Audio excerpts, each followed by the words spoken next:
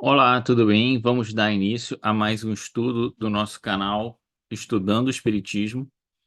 E hoje vamos fazer uma análise de uma página do Evangelho segundo o Espiritismo, seguindo os estudos que temos feito, selecionando uma página por capítulo aqui do Evangelho. Se você não assistiu os nossos comentários sobre as páginas do Evangelho das edições anteriores, tem um cardzinho aqui em cima que você pode acessar esses estudos, assim como outros estudos aqui também do nosso canal. Muito bem, estamos agora no capítulo 14 do Evangelho segundo o Espiritismo, intitulado Honrai vosso pai e a vossa mãe, e vamos fazer um comentário sobre o item 8, parentela corporal e parentela espiritual. O cerne desse capítulo é para falar um pouco sobre a família, sobre a questão da relação entre pais e filhos, porque estava nas leis mosaicas, né? Está nas leis mosaicas o mandamento de honrar vosso pai e vossa mãe. Jesus vem dizer que os mandamentos mosaicos devem se cumprir, portanto, honrar vosso pai e vossa mãe faz parte também dos mandamentos, daqueles ensinamentos gerais que o Cristo trouxe para nós. Muito bem, Kardec então seleciona ah, a passagem que Jesus se reporta a isso, né? ah, no Evangelho de Mateus, de Marcos e de Lucas,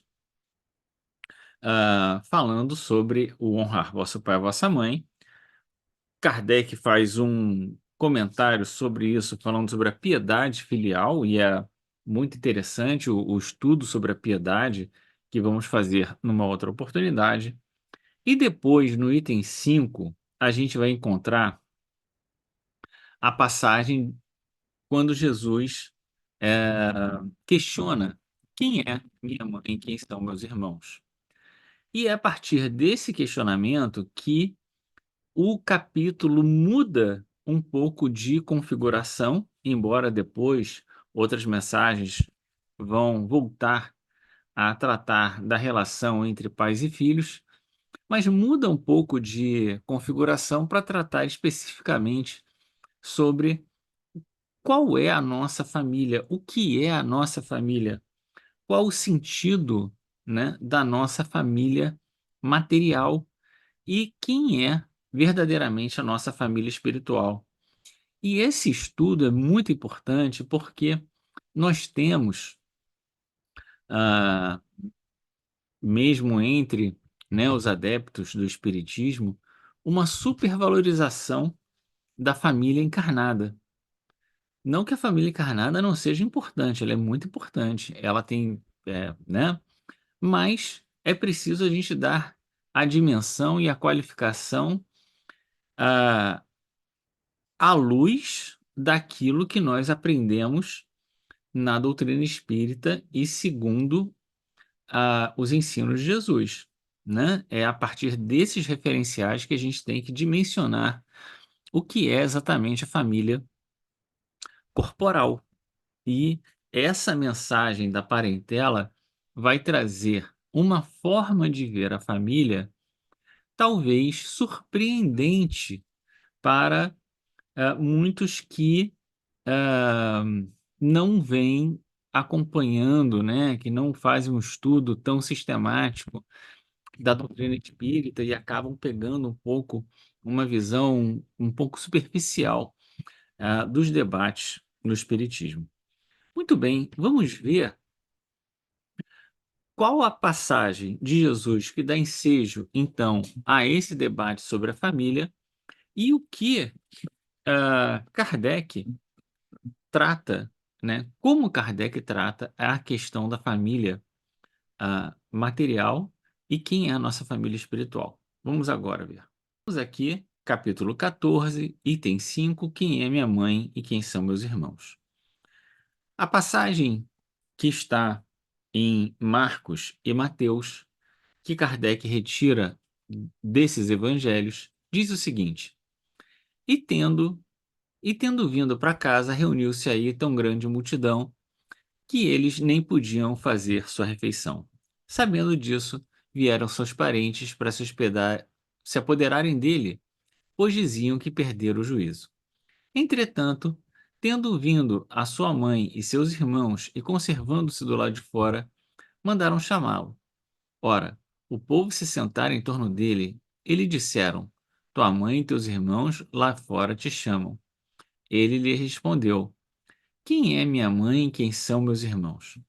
E, perpassando o olhar pelos que estavam assentados à sua volta, disse: Eis aqui minha mãe e meus irmãos. Pois todo aquele que faz a vontade de Deus, esse é meu irmão, minha mãe, minha irmã e minha mãe. Então, aqui Jesus já dá uma dimensão completamente diferente da ideia de família, eh, mostrando que a identidade espiritual de propósitos, de valores, né, é que vai realmente nos unir uns aos outros, ah, em famílias, e não necessariamente a parentela corporal, né? Veja que aqui há um comentário que às vezes a gente não se dá conta, né? Quando diz: "E seus parentes chegaram para se apoderarem dele".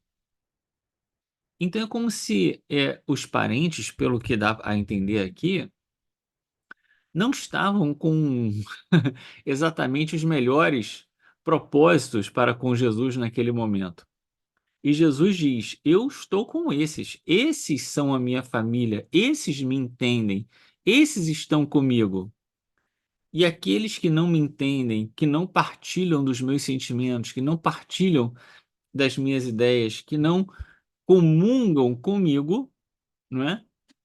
Esses não fazem parte da minha família. Então, a família tem uma dimensão muito mais espiritual do que material. A família material, nesse caso, foi, num certo sentido, eh, minimizada frente à família espiritual. Muito bem, vamos ver então o que Kardec comenta falando da parentela corpórea e a parentela espiritual. Diz assim: os laços de sangue não estabelecem necessariamente vínculos entre os espíritos. Então, isso já é uma, uma tijolada dentro dessa ideia, né, de que a família, né, porque a família tem que ser preservada, a família é onde nós nos encontramos. Não, não necessariamente os vínculos materiais estabelecem vínculos espirituais. Primeira frase de Kardec, né? Continua Kardec: o corpo procede do corpo, mas o espírito não procede do espírito.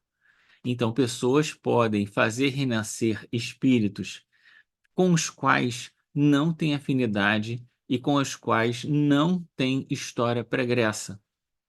Por quê? O corpo procede do corpo, o espírito procede do espírito. Pode ter vindo um espírito exótico, né, àquelas pessoas, àquele grupo familiar, para estar ali. E tá tudo bem, não tem problema, né? Porque o espírito já existia antes do corpo, né? Não é o pai que cria seu filho, apenas lhe fornece o invólucro corpóreo, cumprindo-lhe, no entanto, auxiliar o desenvolvimento intelectual e moral do filho para fazê-lo progredir. Bom, uma vez nascido ali, os pais têm uma missão, né? É tornar o filho, né? Fazer com que aquela criança torne-se adulto, né? Se desenvolva intelectual e moralmente e se aproxime de Deus. Aqui não diz isso, mas em outras passagens a gente identifica que uma das tarefas da maternidade, da paternidade, é fazer com que você aproxime o seu filho da ideia de Deus. Muito bem, então você tem essa tarefa, mas não necessariamente você tem um vínculo com espiritual, né? Prévio com aquele espírito. Continua dizendo: os espíritos que encarnam numa mesma família, sobretudo com parentes próximos, são, na maioria das vezes, espíritos simpáticos, ligados por relações anteriores que se traduzem por uma afeição recíproca na vida terrena. Então, ele aqui não está desdizendo o que ele tinha acabado de falar. Ele só está dizendo que o mais comum é que assim aconteça. Você reencarne junto com pessoas que são simpáticas a você, né? Que tenham ligações anteriores. E essas ah, ligações anteriores se traduzem por uma afeição recíproca ou uma antipatia recíproca também entre as pessoas. Mas também pode acontecer que sejam completamente estranhos, como já tínhamos visto, divididos por antipatias igualmente anteriores que se expressam na Terra por um mútuo antagonismo a fim de lhe servir de provação. Então, pode ser por simpatia, pode ser por antipatia, e pode ser que o espírito tenha renascido ali sem um vínculo claro com aquela família. Os verdadeiros laços de família não são, pois, o da consanguinidade, e sim os da simpatia e da comunhão de pensamentos, que prendem os espíritos antes, durante e depois das encarnações. Então, observe: não é o fato de nascer na mesma família que cria os laços de família. O que cria os laços de família são os elos de simpatia, comunhão de pensamentos, que prendem os espíritos antes e depois das encarnações. Quando Jesus diz quem são meus irmãos, minha mãe e minhas irmãs, ele está dizendo: com esses aqui eu tenho um laço de simpatia e comunhão de pensamentos. Agora, com esses outros, né, com meu pai, minha mãe, minha irmã, tarará, tarará, é, agora, né, naquele exemplo que ele está dando, ele está dizendo: olha, agora eu tenho mais com esses do que com aqueles. Então, essa aqui é a minha família. Consequentemente, dois seres nascidos de pais diferentes podem ser mais irmãos pelo espírito do que se o fossem pelo sangue. Então veja, como a ideia da família é, acaba sendo uma ideia daquele grupo familiar que vai proporcionar a reencarnação de espíritos, né? Alguns com afeições mútuas entre si, outros com antipatias entre si, outros indiferentes entre si, não é? Mas isso em relação à parentela corporal. Por quê? Porque essas pessoas não necessariamente são a nossa parentela espiritual. Quem são quem é a nossa parentela espiritual? Aqueles com quem comungamos simpatias e pensamentos, e que às vezes são o nosso vizinho, o nosso amigo, o nosso colega de trabalho, e com eles fazemos, né, nos sentimos irmanados, muito mais do que em diversas oportunidades com as pessoas que compõem o nosso círculo biológico, né, da nossa família biológica. Podem atrair-se, buscar-se, os amigos, né, que ele está dizendo, podem atrair-se, buscar-se, sentir prazer quando juntos, ao passo que dois irmãos consanguíneos podem repelir-se, conforme se lê todos os dias. Eis um problema moral que só o Espiritismo podia resolver pela pluralidade das existências. Então é isso, né? Você pode se sentir muito mais à vontade com uma pessoa que é sua amiga do que com seu irmão consanguíneo. Isso quer dizer somente o seguinte, que você veio naquela família corporal com ele, mas você não tem necessariamente um compromisso, uma simpatia, não partilha necessariamente dos mesmos valores que aquela pessoa, né? Embora possa ter sido criado agora dentro de um mesmo grupo familiar, mas os seus valores mais arraigados, né, podem vir de outras encarnações e serem incompatíveis, né, ou pelo menos diferentes, né, de outra forma de pensar a vida, outra forma de pensar tudo do que aquelas pessoas que convivem com você na sua família. Então, Kardec vai dizer: há, pois, duas espécies de família: as famílias pelos laços espirituais, essa com quem comungamos verdadeiramente simpatia, pensamentos e nos sentimos verdadeiramente irmanados, e as famílias pelos laços corpóreos.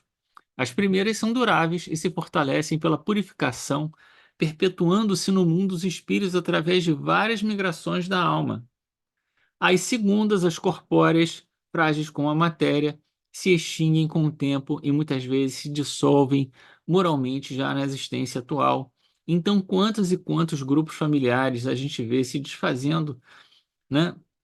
Por quê? Porque são irmãos, mas não têm afinidade entre si, né? Às vezes o próprio casal, né, chegou a um determinado momento da vida, acabaram tendo rumos muito diferentes e passaram a pensar a vida e sentir a vida e ter valores completamente diferentes, então vão se afastando uns dos outros e aquela família vai se dissolvendo. Num certo sentido, ela não deixou de cumprir a sua missão, que é fazer com que os espíritos se reproduzissem, né? Fazer com que pais e mães tivessem que honrar seus compromissos com seus filhos, do desenvolvimento intelectual e moral de cada um deles, assim como, né, dar aos filhos a chance de também valorizar a oportunidade que tiveram pela da reencarnação, honrando seu pai e sua mãe, apiedando-se do seu pai e da sua mãe nas horas das dificuldades. Mas isso não significa que construímos aí laços duradouros e eternos, né? As famílias se dissolvem, como está sendo dito aqui, né? E a gente vai dar continuidade à nossa vida, na vida espiritual, buscando aquelas pessoas com quem nós temos real afinidade, e não necessariamente é a nossa mãe, não é necessariamente a nossa mãe da outra encarnação, né? Que essas múltiplas encarnações vão fazendo também com que a gente vá expandindo o número de é, é, famílias corpóreas, mas não necessariamente expandindo infinitamente a nossa família espiritual, que se circunscreve àqueles a quem temos real afeição, né? Então, continua Kardec, foi o que Jesus quis tornar compreensível, dizendo aos seus discípulos: aqui estão minha mãe e meus irmãos, isso é, a minha família pelos laços do Espírito, aqueles que comungam comigo, né? Dos valores, dos pensamentos, dos sentimentos. Pois todo aquele que faz a vontade do meu Pai que está nos céus, esse é, né, meu irmão, minha mãe, né? Esse era o denominador comum para ser da família do Cristo, né? Fazer a vontade do Pai. Todo aquele que faz a vontade do Pai, pronto, já está irmanado com Cristo no certo sentido, né? Muito bem, continua Kardec. A hostilidade com que seus irmãos o tratavam se acha claramente expressa nos relatos de Marcos, que diz que era propósito deles se apoderarem de Jesus sob o pretexto de que havia perdido o espírito. Olha aí, eles não estavam exatamente compreendendo aquilo que Jesus estava fazendo, né? E tinham um sentimento ruim, né, contra Jesus. E então Jesus diz: olha, eles não fazem parte da minha família. Informado da chegada dos irmãos, conhecendo os sentimentos que nutriam a seu respeito, era natural que Jesus dissesse, referindo-se a seus discípulos, do ponto de vista espiritual: eis aqui meus verdadeiros irmãos. Embora sua mãe estivesse na companhia deles, ele generaliza o ensino, o que não implica de maneira alguma que haja pretendido declarar que sua mãe, segundo o corpo, nada lhe era como espírito, nem que só merecia indiferença.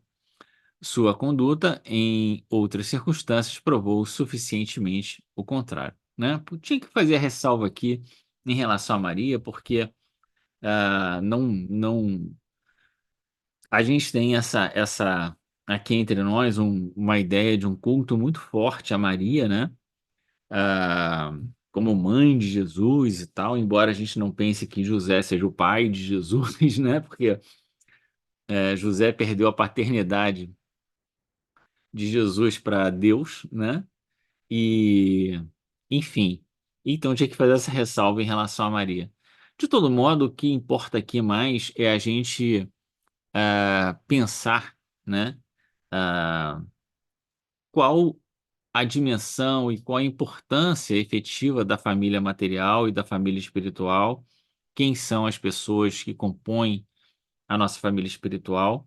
Essas pessoas, em geral, são pessoas que vêm nos dar suporte e com quem nós conseguimos mais ter uma base de apoio para que a gente consiga suportar as intempéries da vida, né?